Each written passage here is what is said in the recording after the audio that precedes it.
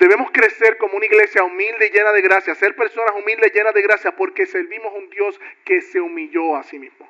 Oh, pero cuántas veces nosotros por una pizca de nuestro respeto, que no es ninguno porque merecemos el infierno, queremos entablar peleas rápido. Me ofendió. Vete a la cruz y díselo al Señor. No voy a perdonar. ¿De verdad? Fuimos perdonados por la pura gracia de Dios.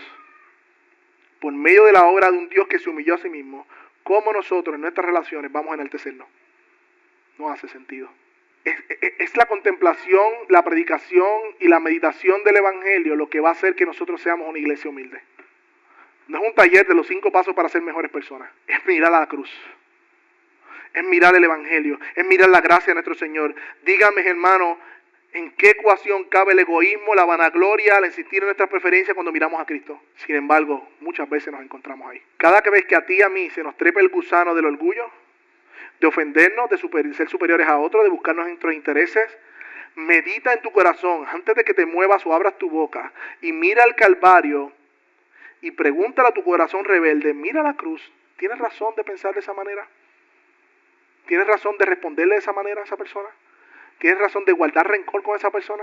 Predícale a tu corazón el Evangelio, medita en el Evangelio para que podamos crecer en humildad y en gracia.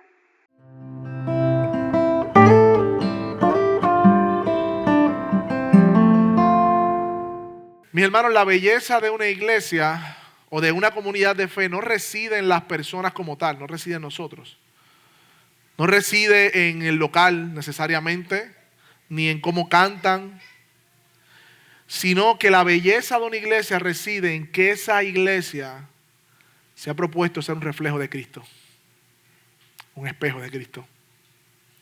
Nosotros profesamos o anhelamos o aspiramos a ser una iglesia cristocéntrica, que no es otra cosa que el Cristo sea el centro de todo lo que hacemos. No el hombre, no ni siquiera la tradición, no la denominación, sino Cristo. Y una iglesia que es cristocéntrica o que busca ser cristocéntrica se esfuerza no solamente en predicar a Cristo, que eso es lo más importante, o cantar sobre Cristo, o tener una liturgia bíblica, sino que también confía en el poder del Espíritu Santo de Dios para que nuestras vidas sean conformadas a la imagen de Cristo. Ese es el punto de ser cristocéntrico. Y es interesante porque la iglesia es una comunidad bien distinta a cualquier otra comunidad. En el sentido de que Dios une a un montón de personas salvadas por gracia en un mismo cuerpo y le da mandamiento y le dicen, ámense unos a otros, perdónense unos a otros, sírvanse unos a otros, sean generosos unos con los otros. Personas de diferentes tradiciones, de diferentes países, de diferentes crianzas, con diferentes costumbres, totalmente opuestas en cómo fueron criados o enseñados. Dios los llama a vivir con una unidad tal que refleje su imagen. Mi hermano, eso es una locura, pero esa es la sabiduría de Dios. Y dice Efesios que los ángeles aprenden de cómo Dios hace su iglesia, de su sabiduría y cómo Dios hace su iglesia en Efesios. No sé si vieron la película Cheaper by a Dozen, unas películas de estas que eran 2 familias grandes y unieron la familia de una mujer que tenía 6 hijos, una familia que tenía 6 hijos y se fueron de vacaciones y eran 12 hijos, de uno de papá y uno de mamá, y eso era un desastre. 12 muchachos en una casa vacacional, distinto de 2 familias diferentes. Mi hermano, eso es una imagen de la iglesia.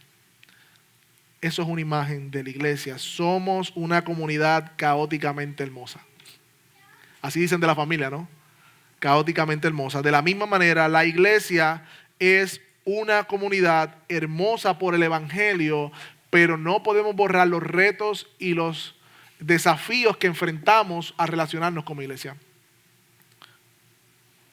Por eso, en esta predicación, mis hermanos, nosotros tenemos como iglesia los valores de la humildad y la gracia, y la humildad y la gracia se reflejan en el trato para unos con otros. Yo recuerdo hace tiempo una persona que, y la gente lo dice, me dijo, no, yo conocí a tal artista y es una persona bien humilde. Me saludó. Y yo me quedé pensando, ¿por qué lo saludó la persona es humilde? Estamos confundiendo ser approachable, como que ser una persona que saluda a otra con humildad. Porque si nosotros aspiramos a una iglesia que tenga un carácter humilde, no debemos definirlo, cómo se ve la humildad, eso es lo que vamos a hacer hoy. Pero si también estamos definiendo que somos una iglesia llena de gracia o que somos una comunidad de gracia, también tenemos que ver qué es la gracia de Dios, porque es bien bonita la gracia de Dios cuando la recibimos. Cantamos de ella, nos gozamos, pero cuando en nuestras relaciones nos toca ejercer gracia con el otro, el cuento es bien diferente. Ahora bien, mis hermanos, podemos correr el peligro de como iglesia tener el cliché reformado de que somos o que creemos en la gracia si no somos intencionales en ir a la palabra de Dios y ver cómo se ve una iglesia humilde y llena de gracia interactuando en sus relaciones para vivir en conformidad a eso, porque a fin de cuentas vamos a reflejar el carácter de Cristo en nosotros. Por lo tanto, hoy vamos a ver, somos iglesia, una comunidad humilde y llena de gracia. Vamos a ver al menos 4 cosas para aquellos que están tomando nota y deberían tomarla, porque hoy luego del servicio y a la comunidad que está presente está invitada igualmente. Vamos a quedarnos un rato más, vamos a almorzar, vamos a pedir comida para llevarlo, vamos a comer aquí y vamos a reflexionar de los últimos 3, 4 sermones que hemos tenido y vamos a ver sus anotaciones. Vamos a discutir lo que el Señor está trabajando en nuestros corazones. No queremos ser rápidos y prontos con la palabra de Dios, queremos meditar en ella, por eso nos vamos a quedar un tiempo más luego del almuerzo. Vamos a ver 4 cosas, un llamado a cultivar la gracia y la humildad en nuestras relaciones. Vamos a ver 5 formas en que el pasaje nos va a mostrar de cómo podemos crecer en gracia y humildad.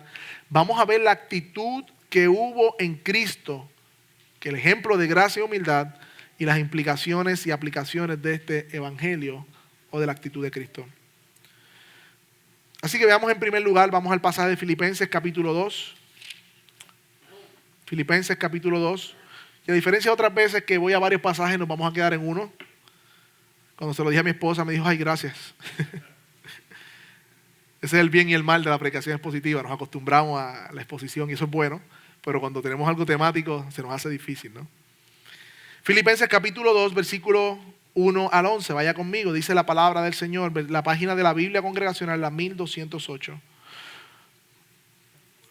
Por tanto, si hay algún estímulo en Cristo, si hay algún consuelo de amor, si hay alguna comunión del Espíritu, si hay algún afecto y compasión, hagan completo mi gozo, siendo del mismo sentir, conservando el mismo amor, unidos en espíritu, dedicados a un mismo propósito.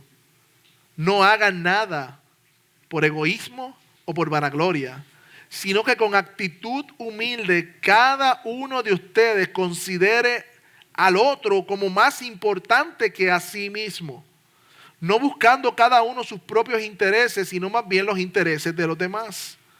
Haya pues en ustedes esta actitud que hubo también en Cristo Jesús, el cual, aunque existía en forma de Dios, no consideró ser igual a Dios como algo a que aferrarse, sino que se despojó a sí mismo, tomando forma de siervo, haciendo semejantes a los hombres, y hallándose en la forma de hombre, se humilló él mismo, haciéndose obediente hasta la muerte y muerte de cruz. Por lo cual Dios también lo exaltó hasta lo sumo y le confirió el nombre que es sobre todo nombre, para que en el nombre de Jesús se doble toda rodilla de los que están en el cielo y la tierra y debajo de la tierra, y toda lengua confiese que Jesucristo es el Señor, para gloria de Dios Padre. Uno de los pasajes más hermosos del Nuevo Testamento. Pablo le escribe esta carta desde la prisión a la iglesia que está en Filipos. Voy a ser bien breve en el contexto para poder entrar en el pasaje. Y uno de los motivos en que Pablo le escribe esta carta a la iglesia es porque la iglesia había enviado unos donativos para el ministerio de Pablo. Y Pablo recibe estos donativos por medio de sus mensajeros y él escribe esta carta para animarlos y decirles gracias por eso. Básicamente en el capítulo 4:15 él mismo dice: ustedes también saben, filipenses, que al comienzo de la predicación del evangelio, después que partí de Macedonia, ninguna iglesia compartió conmigo en cuestión de dar y recibir, sino solamente ustedes. Pablo había recibido un apoyo continuo de esta iglesia y seguían haciéndolo, y Pablo le escribe esta carta a esta iglesia para darle gratitud, agradecimiento, porque ellos habían sido generosos con él. Y dice en el versículo 16, por el capítulo 4, aún en Tesalónica me enviaron dádivas para mis necesidades. Una iglesia generosa, qué hermoso. Una iglesia generosa. Apoyando el ministerio de Pablo para que se dedicara a la predicación del evangelio. Pero solamente Pablo no tiene la intención de agradecer por la ofrenda, sino que Pablo, como una carta personal, de hecho cuando usted comienza a leer la carta, ver el amor de Pablo que tiene para esta iglesia, él comienza a hablarle de su reporte en la cárcel, cómo iba su ministerio en la cárcel. Pablo no dejó su ministerio porque estaba en la cárcel, sino que aprovechó el contexto para seguir predicando. También le habló acerca de un llamado a la unidad de la iglesia, pero también le recordó el evangelio de que eran ciudadanos celestiales, porque precisamente Filipo era una ciudad muy orgullosa de ser una colonia romana y tenían como ese orgullo de ser ciudadanos de Filipo. Y Pablo dice, recuerden que su ciudadanía está en los cielos. También Pablo los anima a estar gozosos en medio de las aflicciones. Son varios de los temas que están en la carta. Pero en el capítulo 1, luego del caluroso saludo que Pablo le da y la estatus de cómo va su predicación en el evangelio, Pablo los anima para que vivan conforme al evangelio que han recibido. Eso es el capítulo 1, versículo 27. Vivan de manera digna del evangelio. Ahora bien, ¿por qué Pablo le dice eso? Para que pueda oír de ustedes que están firmes en un mismo espíritu, luchando unánimes por la fe del evangelio. Pablo les dice, vivan de manera digna, de una manera consona al evangelio que han recibido, porque yo quiero escuchar ese buen testimonio. Y mira cómo el capítulo 2 Pablo entonces los exhorta a que vivan de esa manera. Y ahí que vamos a nuestro pasaje. Versículo 1, capítulo 2, mira lo que dice. Por tanto, si hay algún estímulo en Cristo, si hay algún consuelo de amor, si hay alguna comunión del Espíritu, si hay algún afecto de compasión, hagan completo mi gozo. Pablo comienza afirmando las verdades espirituales de esta iglesia. Antes de llamarlos a que sean humildes y llenos de gracia, Pablo les está diciendo, hay unas realidades espirituales que ya son verdad sobre ustedes. ¿Cuáles son esas, Pablo? Bueno, ¿hay un estímulo o ánimo de su unión con Cristo? Claro que lo hay, esa es la contestación. Pablo no está poniendo en duda si lo hay, sino que Pablo está diciendo, es como si nosotros dijéramos aquí, ¿verdad que nos reunimos y cantamos? Sí. ¿Verdad que somos una iglesia de sana doctrina? Sí. Pablo está diciendo, oye, esto es verdad. Pero lo hace en forma de pregunta. ¿Hay algún estímulo o ánimo de Cristo? Sí lo hay, Pablo. Que eso los anime y los motive y los fortalezca en su vida. ¿Hay algún consuelo, alivio o ternura de amor de Dios para con ustedes? Claro que lo hay, Pablo. Dios nos ha amado. ¿Hay algún afecto y compasión? Claro que sí, Dios ha derramado su amor en nosotros. Y esto es importante porque antes de nosotros ser llamados a vivir de cierta manera, debemos primero entender quiénes somos nosotros y cuáles son las verdades espirituales en las que ya vivimos. Pablo les recuerda que hay una realidad espiritual de que ellos son parte del cuerpo de Cristo, de que están llenos de todo amor por el Espíritu Santo y de que el Evangelio ya ha obrado en ellos, y en base a esa realidad entonces Pablo les exhorta a vivir de cierta manera. ¿Lo ven ahí?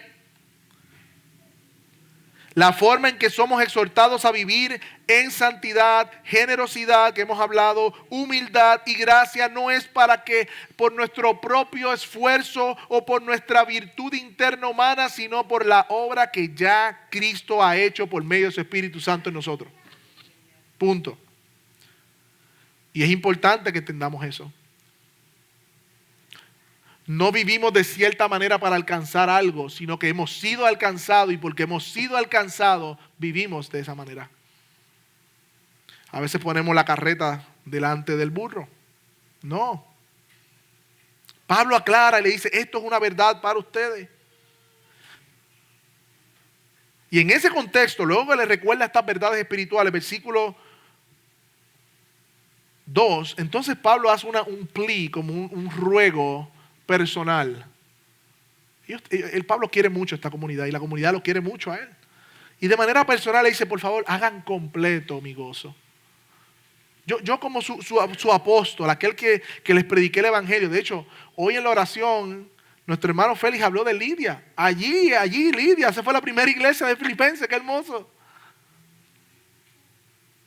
Allí fue que comenzó esa obra con Lidia. y los mercaderes que estaban allí. Pablo predicó el evangelio, Dios abrió su corazón. Y ese cariño que se tenía, Pablo le dice en el versículo 2, hagan completo mi gozo. ¿Cómo, Pablo? Sean de un mismo sentir, conserven un mismo amor, unidos en el espíritu, dedicados a un mismo propósito. En otras palabras, yo estoy gozoso por lo que he escuchado de ustedes, estoy gozoso por la ofrenda que han enviado, pero falta una medida de gozo que les pido que la completen ustedes. ¿Cómo, Pablo, podemos hacerlo? Bueno, que tengan un mayor grado de humildad y solicitud y unidad entre ustedes.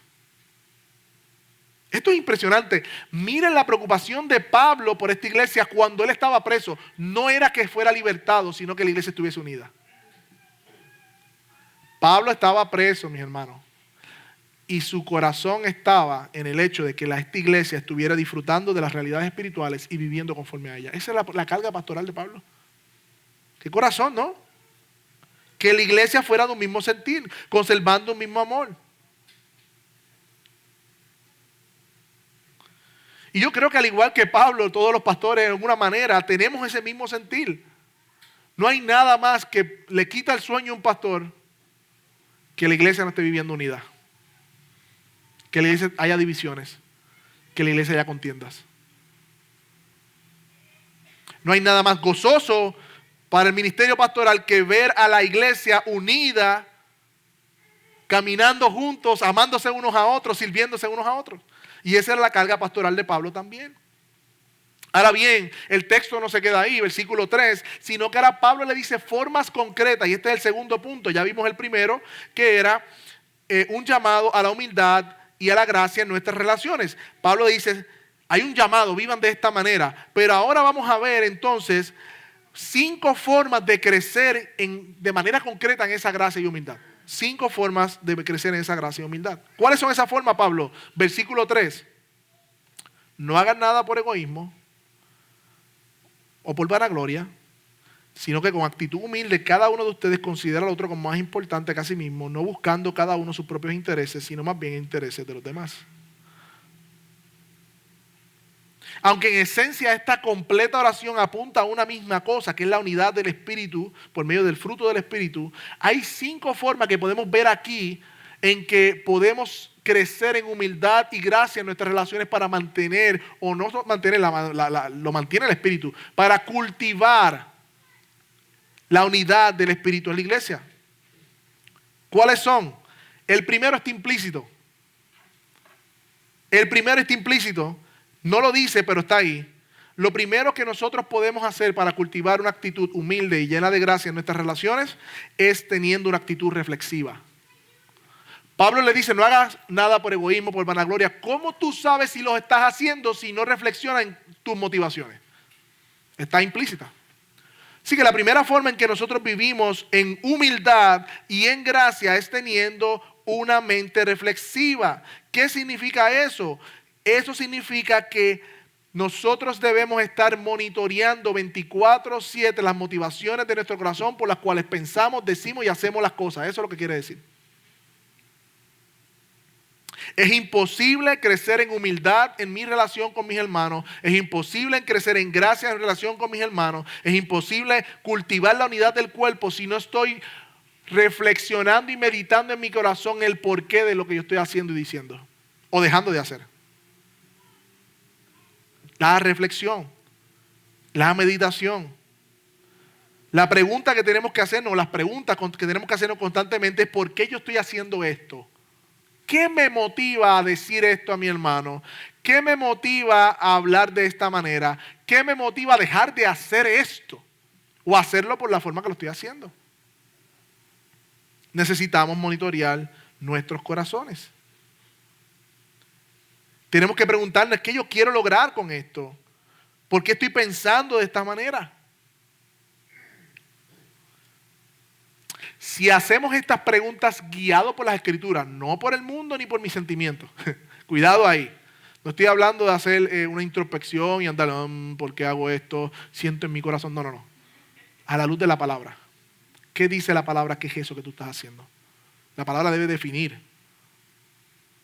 Eso es murmuración. ¿Por qué estás murmurando contra tu hermano? ¿Por qué estás menospreciando a tu hermano? Eso que no dijiste o dijiste, ¿De dónde provino esa motivación? La reflexión, en primer lugar, y la meditación es una de las formas en que crecemos en humildad y en gracia. La segundo lugar es que no hagamos nada por egoísmo. Ahí lo dice el pasaje. Esta palabra se traduce como egoísmo, también se traduce como ambición o rivalidad. O sea, el egoísmo es una actitud en la que una persona solo se preocupa por sí misma, en lo que busca y hace su propio bien. Sus motivos están centrados en él mismo y no en el otro ni en el colectivo. Eso es egoísmo. Y Pablo nos dice aquí, hagan algunas cosas sin egoísmo. Dice, no hagan nada con egoísmo. ¿Cuándo estamos actuando con egoísmo? Bueno, cuando hacemos las cosas, si nos conviene o sacamos algún beneficio. Si esa es la motivación, estamos siendo egoístas. ¿Cuándo estamos siendo egoístas? Cuando no actuamos buscando el bien del grupo, del colectivo, sino mi conveniencia únicamente. ¿Cuándo estamos siendo egoístas? Cuando nuestras conversaciones giran en torno a mí y a mis necesidades y a mis preocupaciones. En nuestras conversaciones reina el yo, el mí y el me. Todo es yo, porque yo pienso, porque a mí me parece, porque yo esto, porque así no es, porque yo pienso. Todo es yo y mí, me. Un síntoma de egoísmo. Tercera forma en que nosotros crecemos en gracia y humildad. Tenemos que rechazar el egoísmo. También tenemos que rechazar las motivaciones que son vanagloriosas, que no es otra cosa que es el deseo de recibir reconocimiento, admiración y alabanza de otros. Primer lugar, siendo reflexivo. Segundo lugar, rechazando el egoísmo. Tercer lugar, crecemos en gracia y humildad en nuestras relaciones cuando no somos vanagloriosos en nuestros motivos, que es buscar la admiración, la alabanza del otro. Esto se ve en la manera en que nos enaltecemos delante de otros. Esta vanagloria busca la aprobación de los demás por mis méritos. Cuando actuamos para ser vistos por los hombres, estamos actuando por vanagloria. Cuando la motivación es que me vean y tener que los demás tengan una opinión mejor de mí, eso es una acción vanagloriosa. Y dice Pablo que no hagan nada por egoísmo o vanagloria. Cuando criticamos y menospreciamos a otros, estamos haciéndolo por vanagloria. ¿Por qué? Porque hacer sentir inferior a los demás nos hace mejores a nosotros mismos delante de otros. Trae un espíritu de competencia y de comparación. Y Pablo dice, no hagan nada, incluyendo no decir nada, con esa motivación de tú elevarte por encima del otro. Actuamos con vanagloria cuando exigimos reconocimiento, recompensa por lo que se hace y quizás no lo digamos verbalmente, pero si no me reconocieron, pues dejo de estar disponible para servir. Porque no me reconocieron. Estoy haciendo las cosas para ser visto. O apoyamos, pero no con esmero. Total, nunca me dan las gracias. De hecho, esto es para la iglesia, pero también para nuestros matrimonios, para nuestra familia, para muchos lugares. Para toda nuestra vida. En cuarto lugar, Pablo dice que la manera en que nosotros crecemos en una actitud que cultiva la humildad, la gracia, la unidad en el cuerpo, es considerar a los demás como más importantes.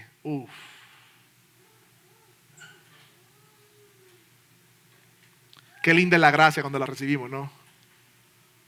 Pero nuestro pecado se revela contra esa gracia para darla a otros.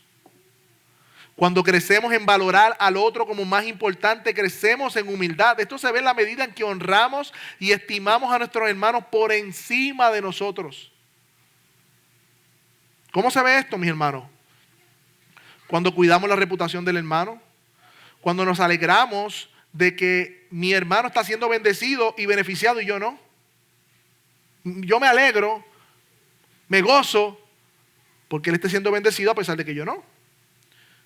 Cuando cedemos nuestros gustos y preferencias, estamos considerando a otros como más importantes. Por ejemplo, cuando hay una diferencia, soy capaz de poner la relación como más importante que mi opinión o mi postura. Eso es una forma de mostrar que tú me importas y que tú eres importante. Más que mi comodidad y más que yo. Quinto lugar, y tengo que ser rápido para poder cubrir el pasaje completo. En cada uno podemos estar en una predicación, yo lo sé.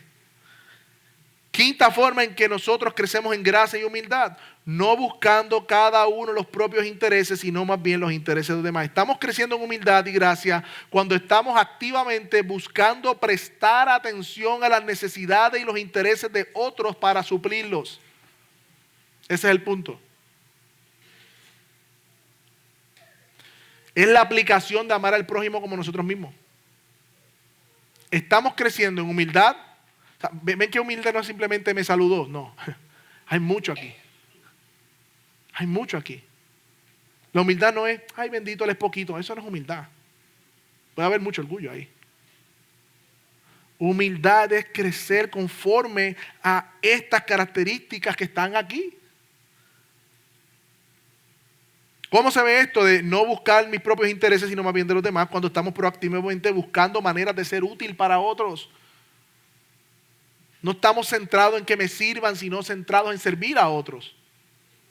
Cuando en una discusión me importa menos tener la razón, sino más bien velar el interés del hermano y su conciencia también. Cuando no solo damos de nosotros en una relación, sino nos damos a nosotros mismos. Cuando hay un amor sacrificial como hermanos. Yo te pregunto, hay una pregunta para diagnosticar eso. Por lo menos tú conoces 3 a 4 hermanos sus necesidades aquí local, de tu iglesia local. Una buena pregunta de diagnóstico. No lo que dijeron en Facebook ayer, no lo que dijo Trump. No, olvídese de eso y de esas distracciones. ¿Usted conoce las necesidades de sus hermanos, de su iglesia local?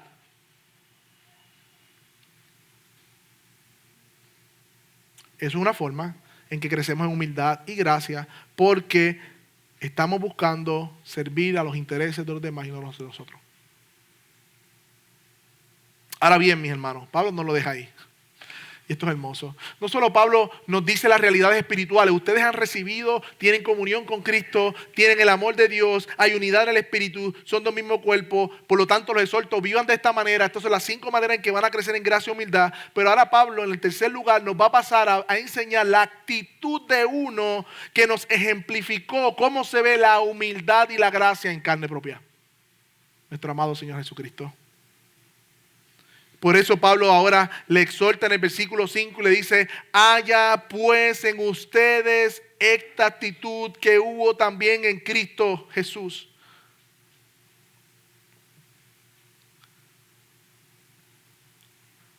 En otras palabras, cultiven esta actitud en su vida, en su ser interior. La que hubo en Cristo Jesús, versículo 6, el cual existía en forma de Dios y no consideró ser igual a Dios como cosa que aferrarse, sino que se despojó a sí mismo, tomando forma de siervo, haciendo semejante a los hombres y hallándose en la condición de hombre, o en la forma de hombre, tengo las 2 versiones en mi mente, se humilló él mismo, haciéndose obediente hasta la muerte de cruz. Mis hermanos, el fin del cristianismo no es ser una mejor persona, no es ser una persona más moral, no es ser un ciudadano para la sociedad de bien. Eso sí viene a ser un resultado de ser creyente, pero el fin del cristianismo no es eso. Es Cristo mismo el fin del cristianismo. Es la gloria de Cristo, no del hombre.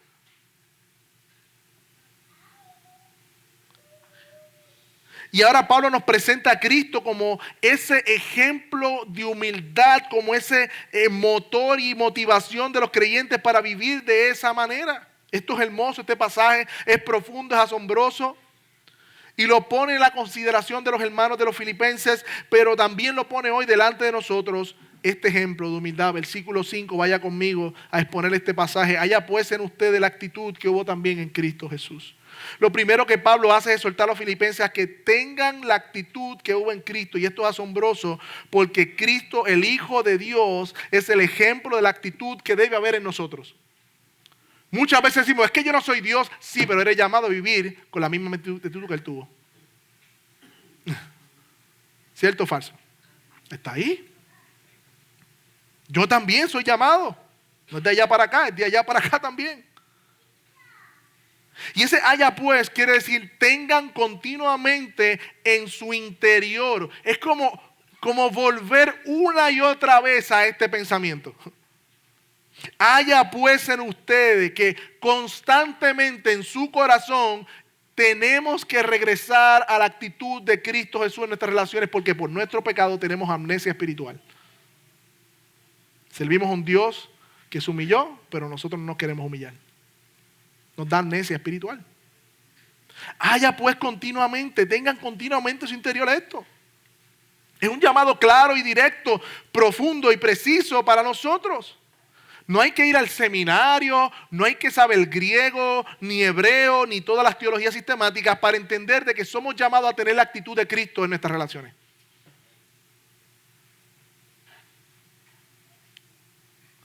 Dice un comentarista, claramente no podemos imitar su obra redentora. No se nos está llamando a morir en una cruz, ni a sufrir, ni a morir en lugar de otro. Esa obra es de Él. Solo Él puede satisfizo la ira divina por nuestro pecado y trajo al pueblo la gloria. Pero sí, con la ayuda del Espíritu Santo de Dios, podemos y debemos imitar al Espíritu que movió los actos redentores de Cristo. ¿Cuál es ese Espíritu, mis hermanos? La negación de uno mismo en favor de los demás. Ese es el sentir que hubo en Cristo Jesús. Esa es la actitud que hubo en Cristo Jesús, una actitud de negarse a sí mismo en favor de los demás. Eso sí debe estar presente y debemos crecer continuamente en esa gracia. Es la razón por la que alabamos al Señor, damos gloria al Señor cada domingo, pero es la razón por la cual Dios nos llama también a vivir de esa manera. ¿Y cómo se vio esa negación de Cristo? Versículo 6. El cual, aunque existía en forma de Dios, en primer lugar, el Hijo de Dios no negó su deidad ni quién Él era. No negó su identidad para venir como el Redentor, sino que Él sabía que Él era igual a Dios, que existía en forma de Dios. Y mis hermanos, el Evangelio es profundamente trinitario porque sabemos que nuestro Dios es trino, un solo Dios que subsiste en tres personas. El Hijo es Dios, el Padre es Dios, el Espíritu Santo es Dios. Pero la persona del Hijo fue la que se encarnó en la persona de Jesús. O sea, el Hijo no fue creado por el Padre, sino que existía eternamente con el Padre. Por eso Pablo dice, el cual existía en forma de Dios.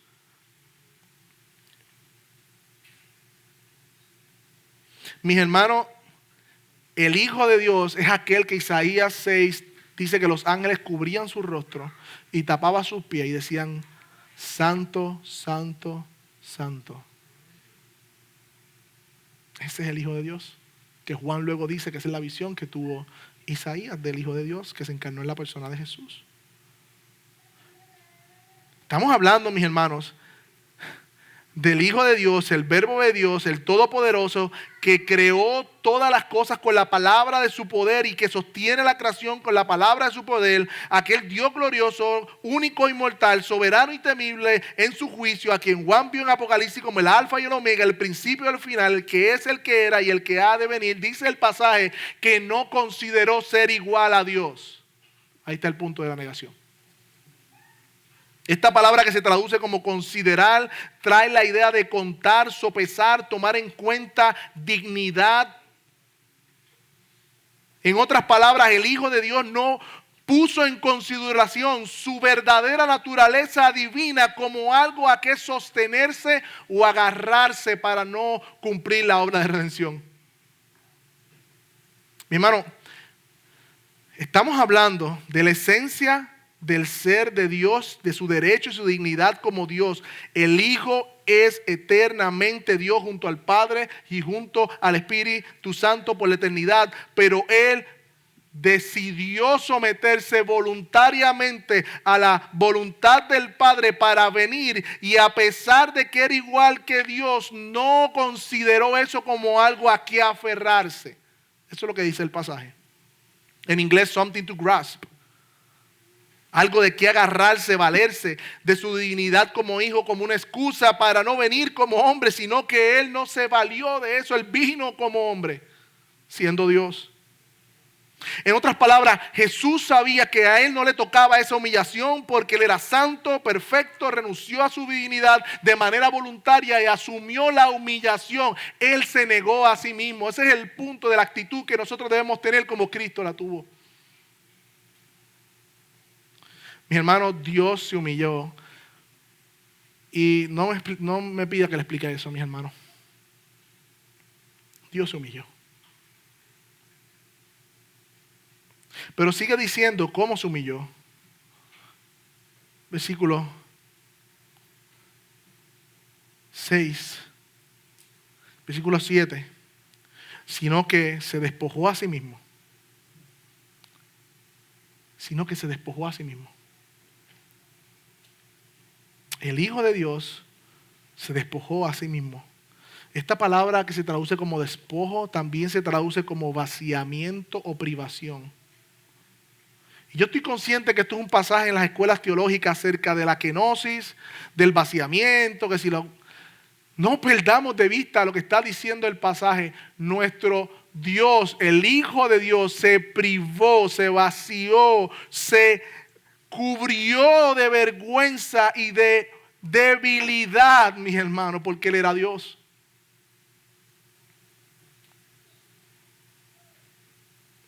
El eterno Hijo de Dios se privó a sí mismo de su derecho, de la gloria que le corresponde por ser Dios. Y en el mismo centro del mensaje del Evangelio vemos que la actitud de negarnos a nosotros mismos está ahí.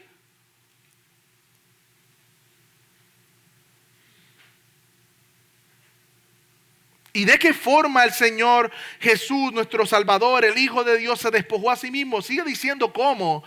Y esto resuelve la pregunta de la kenosis, si realmente dejó sus atributos divinos o no. Pablo contesta cómo él se despojó a sí mismo, tomando forma de siervo, haciéndose semejante a los hombres. La humillación del Hijo de Dios no comenzó, mis hermanos, en su encarnación, ni en el ministerio cuando fue rechazado, ni en la pasión, ni en la cruz, sino que la humillación del Hijo de Dios comenzó en el momento de la eternidad pasada, que Él voluntariamente se sujetó a la voluntad de su Padre para venir como hombre. Se privó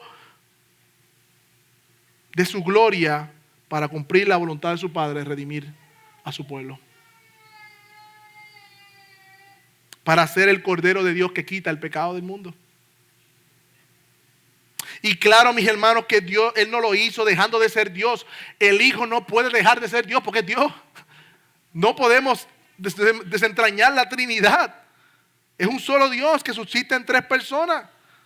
Y el ser divino del Hijo no dejó de ser Dios cuando vino en su encarnación. Él era el Hijo de Dios, Él era Dios encarnado. Por lo tanto, decir que se vació de sus atributos divinos y que se vació de sus perfecciones divinas, estaríamos diciendo que Dios cambió y Dios es inmutable. No, mis hermanos. El Hijo lo que hizo fue privarse, tomando forma de siervo, cubriendo esa gloria divina, sus atributos perfectos, en un manto de humanidad y debilidad. Eso fue lo que hizo el Hijo. Así Cristo se despojó, asumiendo la condición humana de la encarnación.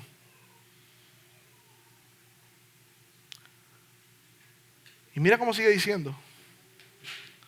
Y esto me vuela la cabeza. Haciéndose semejante a los hombres. O sea, el Hijo eterno de Dios, como dice mi hermano, añadió naturaleza humana a su naturaleza divina en la encarnación. Y yo quiero que usted trate de, aunque sea grasp, como dice en inglés, tratar de rozar este pensamiento, porque comprenderlo no podemos, mi hermano.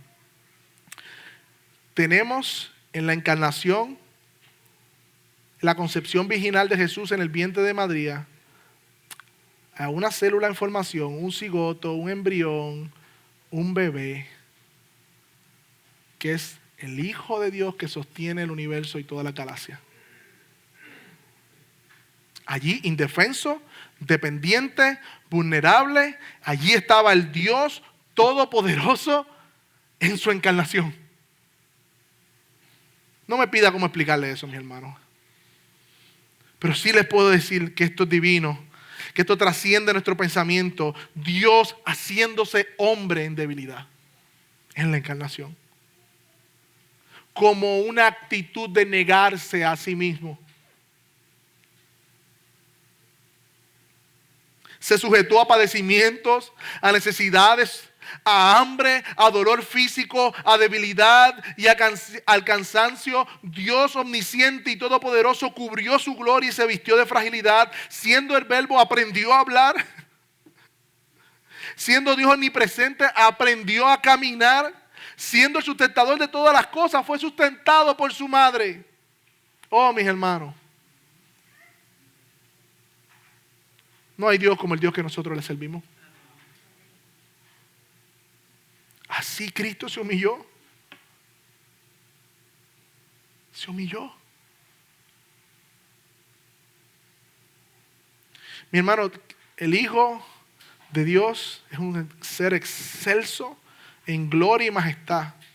Si Él se revelara tal como Él es ahora mismo, todos caeríamos muertos por su gloria. Pero Él vino en debilidad, como un bebé, como un niño. En los procesos humanos se desarrolló. Y no solamente haciéndose forma de hombre, sino versículo 8, miren la humillación, mira el próximo escalón de la humillación de Cristo, que es la actitud que nosotros tenemos que tener en nuestras relaciones. Hallándose en forma de hombre, se humilló él mismo, haciéndose obediente hasta la muerte y muerte de cruz. Como si fuera poco, autohumillarse al venir como hombre y asumir debilidad, fragilidad en la condición de hombre. Él se humilló a sí mismo haciéndose obediente, dice la palabra de Dios. Cristo vino como hombre, no para ser servido, aunque toda la creación debía servirle. Y mira cómo estaba en Getsemaní y Pedro le dice, y tratan de salvarlo, ¿verdad? Y le cortan la oreja al centurión y él dice, ¿tú crees que yo puedo pedirle a mi padre y vengan 12 legiones de ángeles y me liberen? ¿Tú crees que no me pueden servir? Pero él se privó. ¿Tú crees que Jesús no podía dar la orden y todos caían muertos? Pero él privó su poder. Él se humilló y lo vemos en Getsemaní rogando al Padre, como vimos esta mañana en la lectura providencial del Señor. Si es posible, pasa de mí esta copa, pero que no se haga mi voluntad.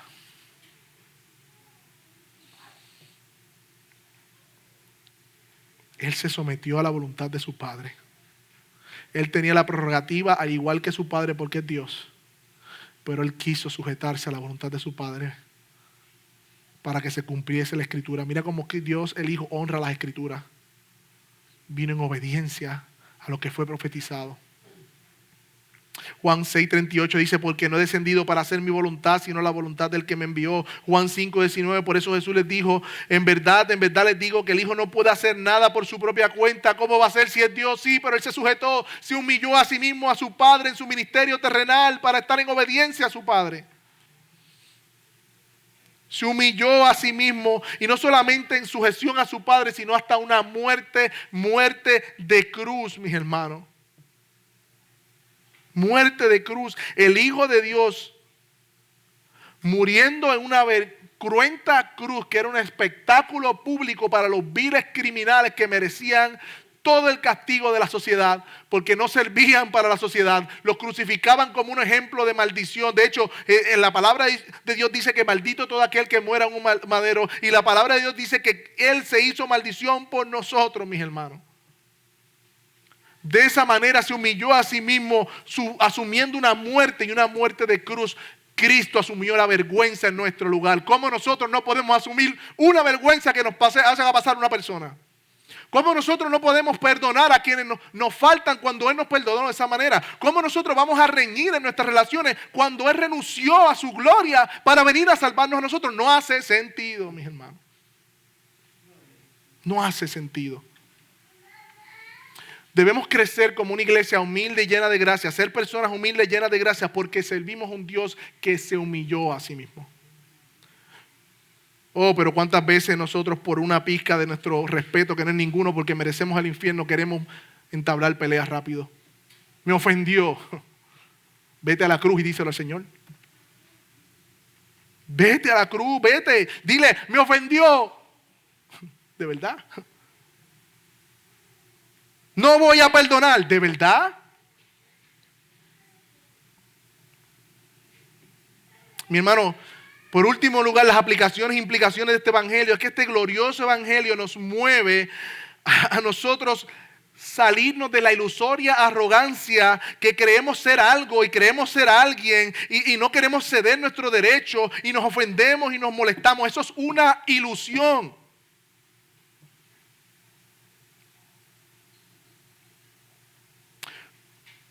Fuimos perdonados por la pura gracia de Dios, por medio de la obra de un Dios que se humilló a sí mismo. ¿Cómo nosotros en nuestras relaciones vamos a enaltecernos? No hace sentido. Es la contemplación, la predicación y la meditación del evangelio lo que va a hacer que nosotros seamos una iglesia humilde. No es un taller de los 5 pasos para ser mejores personas. No. Es mirar a la cruz.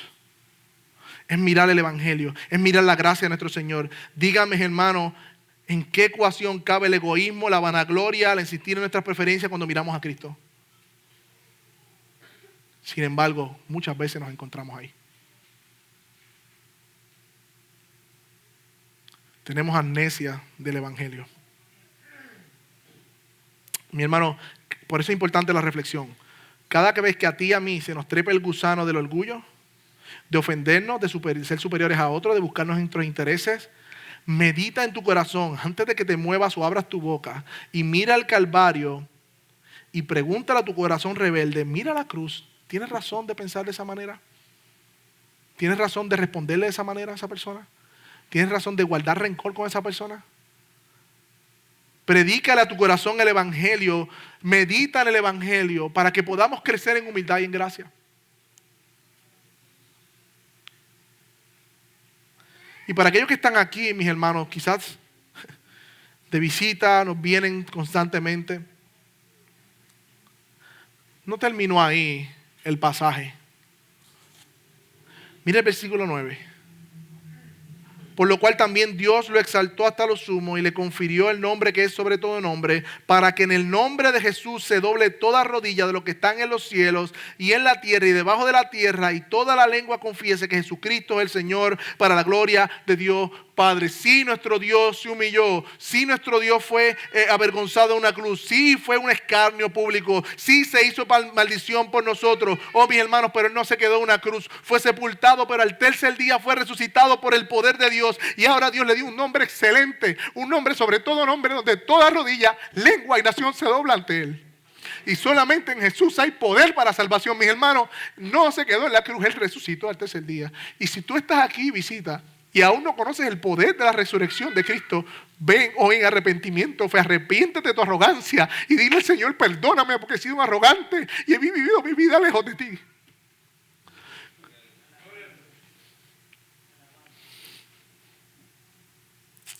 Bendito sea tu nombre, Señor. Oh, Señor, tu evangelio nos humilla, Señor. Un Dios que se humilló. Aleluya. Yo no sé, Señor, cómo explicar eso. Yo trato con palabras de decir lo que dice tu palabra. Pero yo nunca comprenderé por qué te humillaste igual.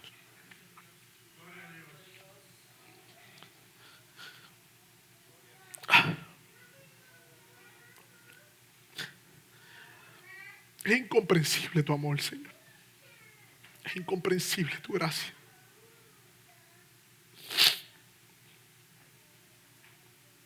Dios que se humilló.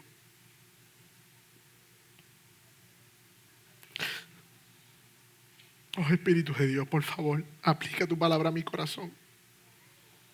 Yo quiero ser una persona más humilde, Señor. Yo quiero ser una persona llena de gracia. Yo quiero reflejar el carácter de Cristo. Porque Cristo es hermoso. Cristo es hermoso. Tiene un nombre glorioso. Está en los cielos exaltado, sentado a la diestra de Dios y regresará en gloria. Y yo quiero, Señor, junto con mis hermanos, vivir a la luz de lo que es tu evangelio. Haznos una iglesia humilde y llena de gracias. Haznos una iglesia humilde y llena de gracias. Oh, Señor, que mientras cantamos ahora, y participamos también de la cena, seamos recordados, Señor, de tu obra en la cruz del Calvario, como hemos hecho. Que las realidades físicas, Señor, del pan y el jugo de la vid sean simplemente un recordatorio